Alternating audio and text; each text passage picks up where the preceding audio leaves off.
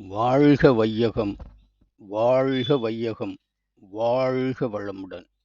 குரு வாழ்க, குருவே துணை, குருவின் அடி போற்றி.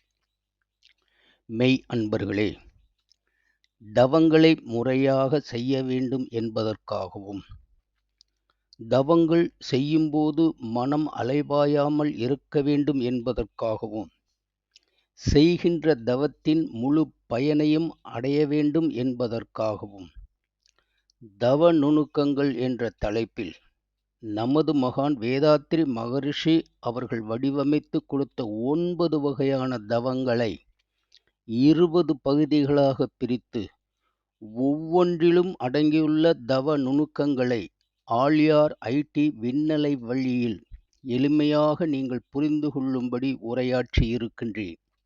அந்த உரை யூடியூப் சேனலில் ஸ்கை யோகா டிவி என்னும் பெயரில் இன்றும் ஒளிபரப்பு ஆகிக் கொண்டிருக்கிறது.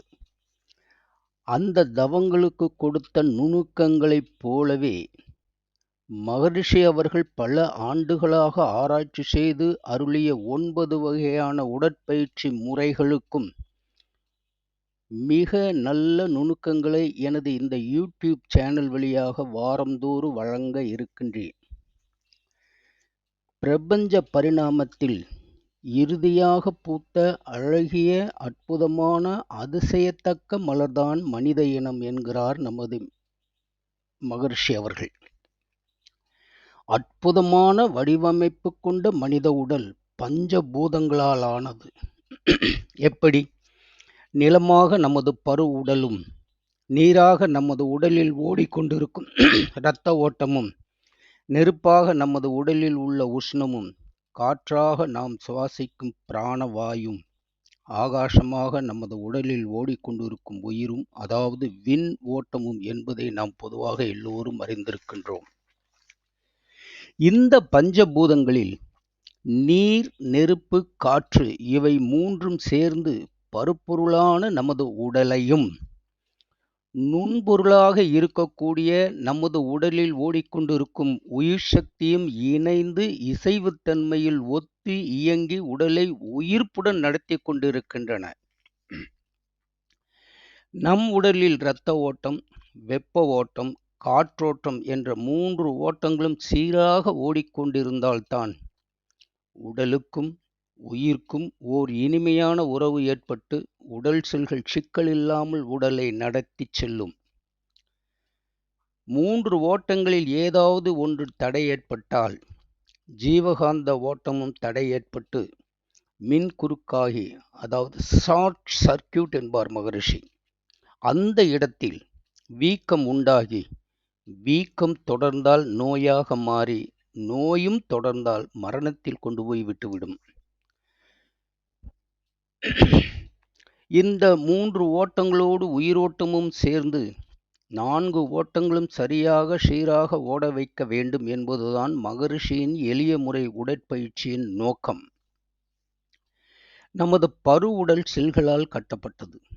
செல்கள் அனைத்துமே காந்த துருவ அமைப்பில் அமைந்துள்ளது. போலாரிட்டி அரேஞ்ச்மெண்ட்ஸ் என்பார்கள். ஒவ்வொரு செல்களுக்குள்ளும் காந்த சக்தி சுழன்று ஓடிக்கொண்டிருக்கிறது. காந்த சுழற்சி பெற்ற செல்கள் அழுத்தம், ஒலி, ஒளி, சுவை, மனம் என்னும் தன்மாற்றம் பெற்று உடலுக்கு இன்ப துன்பங்களை தந்து உடலை நடத்தி செல்கின்றன. நாம் ஒரு செயலை செய்ய வேண்டுமானால் அதற்கு தக்கவாறு அந்த உறுப்பு செல்களை சீரமைத்துக் கொள்ள வேண்டும். அப்படி சீரமைத்து கொண்டால்தான் நாம் நினைத்த செயலை செய்து முடிக்க முடியும். நம் உடல் உறுப்புகள், அதனுடைய செல்கள் ஒரு தடவை பழக்கி வைத்துவிட்டால் மீண்டும் மீண்டும் அவ்வழியேதான் அந்த செல்கள் இயங்கும். நாம் பிறந்தது முதல் இன்று வரை என்னென்ன செயல்கள் செய்து பழகினோமோ அந்த செயலுக்கு தக்கவாறுதான் செல்கள் தன் அமைப்பை வைத்து கொள்ளும். அதாவது அச்செயலுக்கு தக்கவாறு செல் அமைப்புகள் அமைந்துவிடும். அச்செல்களை நமக்கு நன்மை தரும் வகையில் மாற்றி அமைத்து கொள்ளாவிட்டால் மனதால் ஒன்றை செய்ய நினைத்தாலும் உடல் ஒத்து வராது. உதாரணத்துக்கு நான் ஒன்றை உங்களுக்கு கூறி விளங்க வைக்க இருக்கின்றேன். நீச்சல் பயிற்சியை எடுத்துக்கொள்ளலாம். சிறு வயதில் நீச்சல் பயிற்சியில் ஈடுபடும் பொழுது உடல் செல்கள், மூளை செல்கள் அதன் இயக்கத்தை தானாகவே அமைத்துக் கொள்கின்றன. வளர்ந்து பெரியவனாகி ஏதாவது ஒரு சந்தர்ப்பத்தில் நீரில் விபத்து ஏற்பட்டால் சிறிது நேரம் அந்த பருவுடல் நீரில் தத்தளிக்கும். ஆனால் சிறுவயதில் பயின்ற நீச்சல் பயிற்சியின் காரணமாக உடல் செல்கள், மூளை செல்கள் அதுவாக அமைத்துக் கொண்ட பழக்கத்தின் வழியாக உடல் இயக்கத்தை உண்டாக்கி உடலை நீச்சலடிக்கச் செய்து உயிரை காப்பாற்றிவிடும்.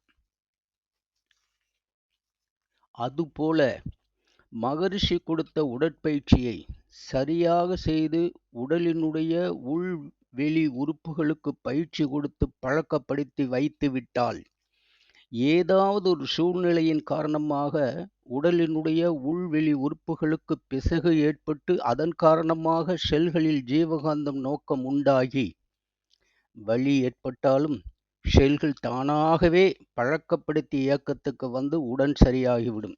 இதுவே உடற்பயிற்சியின் அருமையான மகத்துவம் என்பதை புரிந்து கொள்ளுங்கள். மேலும் நீங்கள் எளிமையாக சரியாக புரிந்து கொள்ளும் மேலும் ஒரு உதாரணத்தை உங்களுக்கு சொல்ல இருக்கின்றேன். ஒருவர் பலசரக்கு சாமான்கள் விற்கும் கடை வைத்துள்ளார் என்று வைத்துக் கொள்ளுவோம்.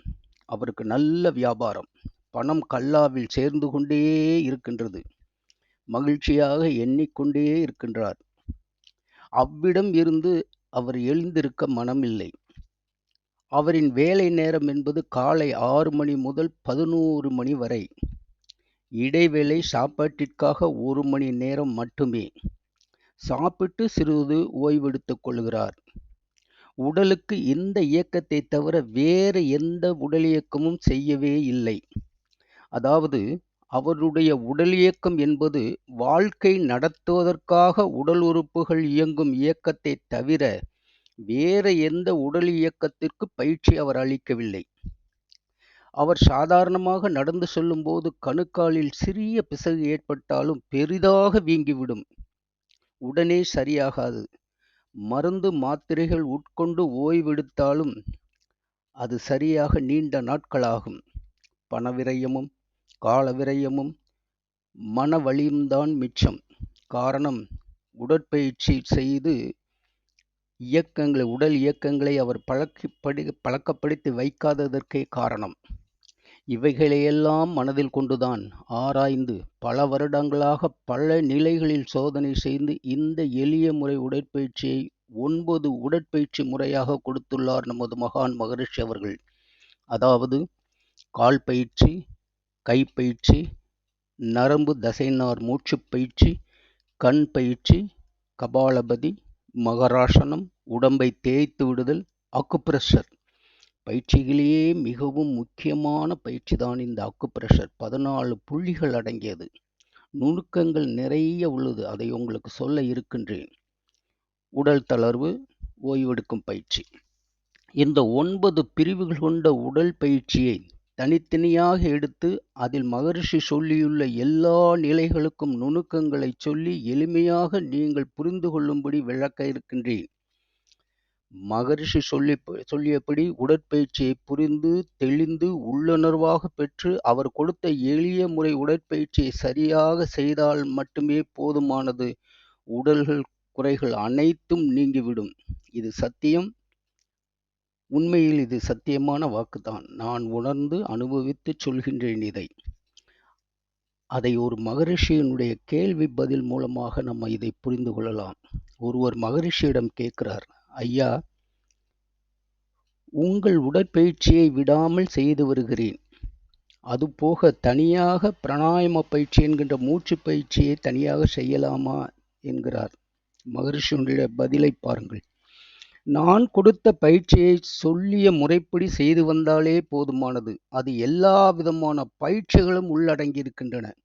மூச்சு பயிற்சியான பிராணாயாம பயிற்சியை தனியாக செய்ய வேண்டிய என்ற அவசியமில்லை என்கிறார் மகரிஷி அவர்கள். அதன் எளிமையை உணருங்கள்.